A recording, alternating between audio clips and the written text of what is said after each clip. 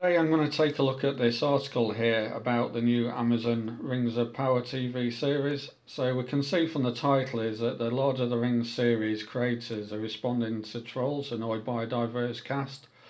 So the first thing to point out here is that they're actually conflating trolling with actual criticism. It seems to be a common thing to do with entertainment these days. I believe there's similar thing happened with Star Wars as well. Is you get a lot of media articles and also people involved in the productions and the actors themselves calling people trolls when it's actually a lot of the time it's just criticism. I mean, certainly there will be some people with unpleasant prejudices out there, but they're probably the minority. It's worth bearing in mind that trolls are actually just out to cause trouble. They may not even believe what they're saying, but the one thing that they love more than anything else is that when they waste people's time responding to this. And that's why there's an old statement on the internet about don't feed the trolls, because they just love it and it makes them do it even more. It's a bit like the old adage about don't wrestle with a pig, because if you do, you'll get muddy and the pig will probably enjoy it. So if we look through this article here, we can see they're referring to, compared to the Peter Jackson films, that there's been some racially charged criticism and trolling from fans online, with several claiming that some of the diverse actors was forced diversity.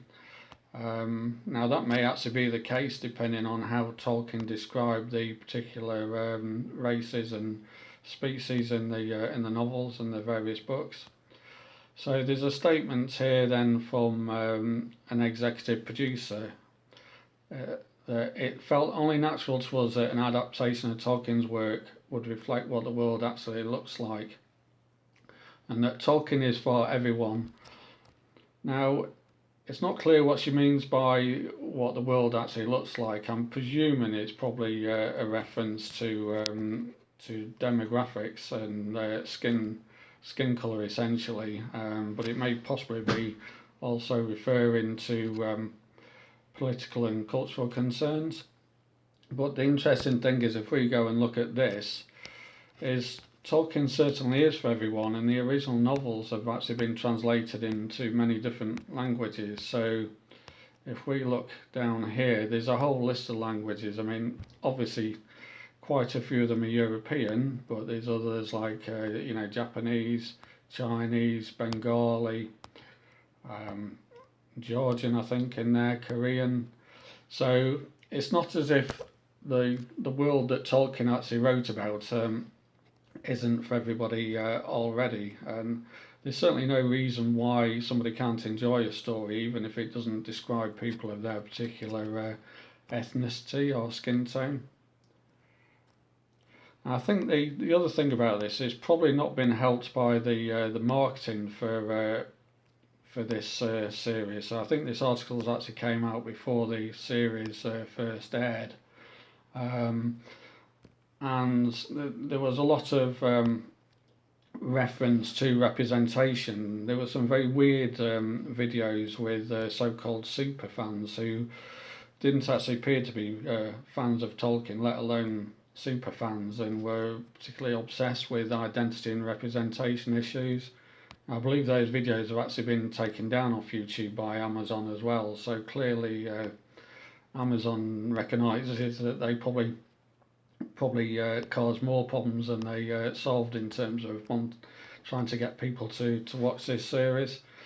You also had situations where some of the actors, like this actress playing this character here, were kind of crowing about. I think she was originally crowing about being the first female dwarf, and then people who are actual fans of Tolkien pointed out that was not true. I think showing clips from the original Peter Jackson films or some prior films to that.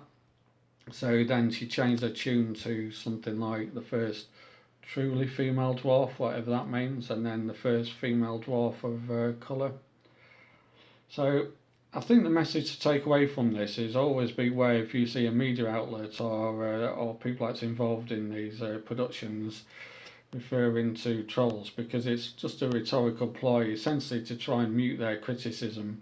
If they can be painted as as trolls and bigots, and they seem to think that that means that criticism doesn't mean anything. And the reality is that there is genuine criticism about the TV series, whether it's to do with representation or other things. It certainly seems that the biggest problem with it is actually it's quite boring from some of the reviews I've seen.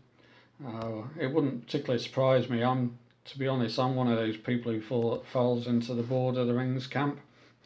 I tried reading the trilogy and got through the second book, which I found a real slog, and then just gave up after that. And I haven't bothered watching the Peter Jackson films either.